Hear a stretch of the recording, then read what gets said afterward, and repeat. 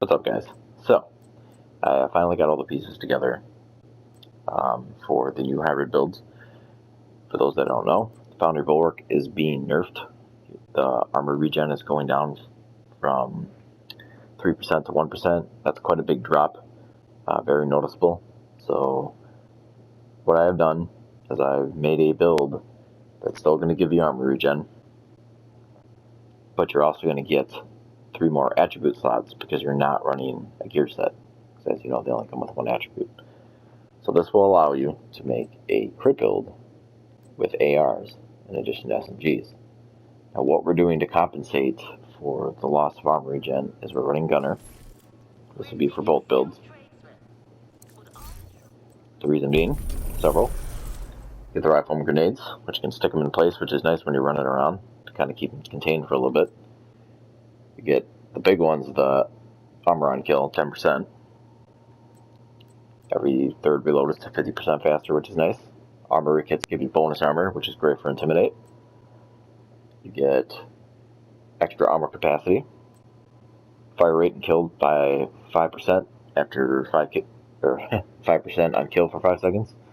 And then you get 10% weapon handling when not moving. So, say you're stopping to reload and you're in cover, you'll get faster reload speed.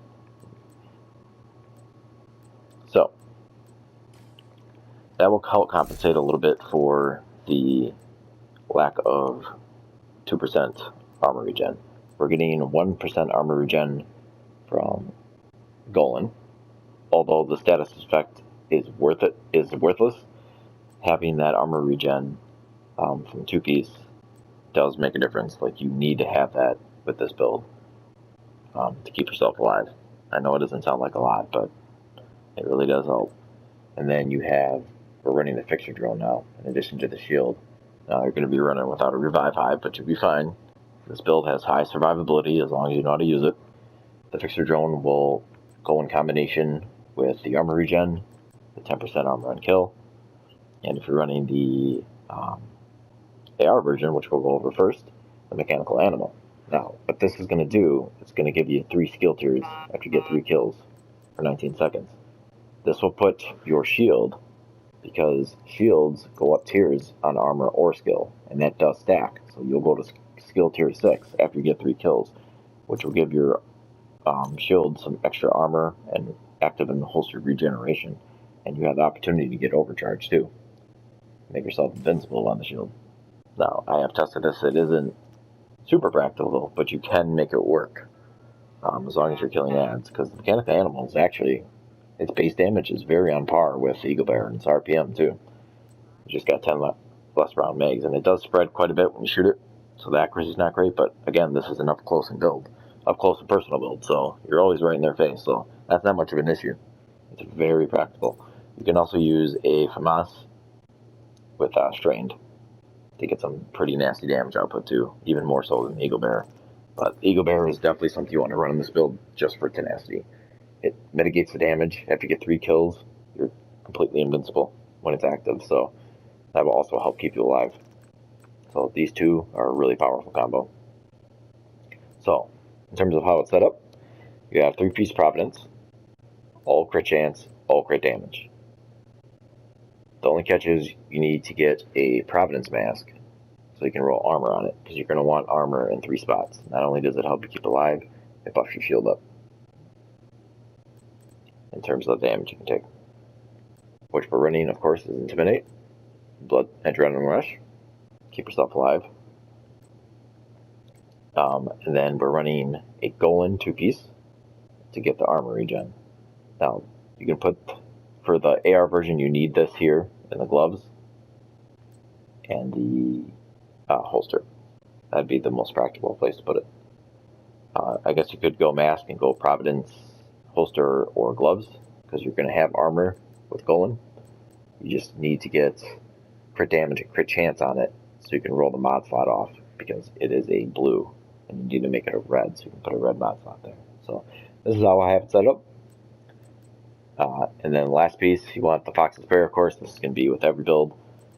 And in terms of backup broomsticks, pretty potent up close. So that's how it's going to be run. Now, as far as the SMG build, you have a lot more flexibility. What we're running is a golden mask. You have to have a golden mask here because it comes with a armor already. You just need to get crit chance or headshot damage rolled on it and then roll the slot off. Now, the reason you don't need crit chance on everything is because you're getting so much crit chance from SMGs, from the core attribute and from the mods on the gun.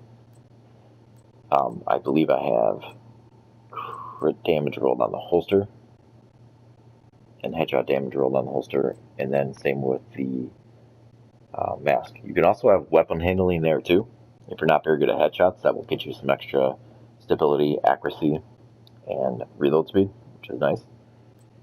The chest piece, you want Soak Glove for the SMG damage, and the backpack, Soak Glove, so you get the crit damage. You don't need the crit chance, so that's why we're not running 3 pieces. Instead, we are running a 3rd piece Grupo Sombra to get the crit damage, which you will also need to roll the armor on, just like the Providence mask in the AR build. So it's pretty straightforward. Fox's Prayer, 2-piece Golan, Grupo Sombra, and 2-piece Soak Glove. Same skills, same specialization, same grenade, and that's pretty much it. I have tested this all out. It works very, very well. You have high survivability, especially with the SMGs. Now, in terms of the secondary SMG, that you can either run the Grudge if you have a CC in your group, because it gives your whole team the buff, which I would strongly advise. But you can also go with Emmeline's Guard, which is going to give you, to get a headshot, 24% armor regen in over 5 seconds. So that's, in addition to all the other armor regen, 10% armor in the kill, healing drone, all that combined, it makes you pretty hard to kill once you get used to it. You don't have to run Emmeline's Guard. You could also run Preservation on like a Vector, which I would recommend, because it's such a better gun, and Emmeline's Guard only has 2 mount slots anyway. So that's how you run it. In terms of stats, I'm at 58.8% crit chance with the Shadowbox and 192 crit damage. And then as far as the AR, I'm still working on min-maxing this build. So put the humor on.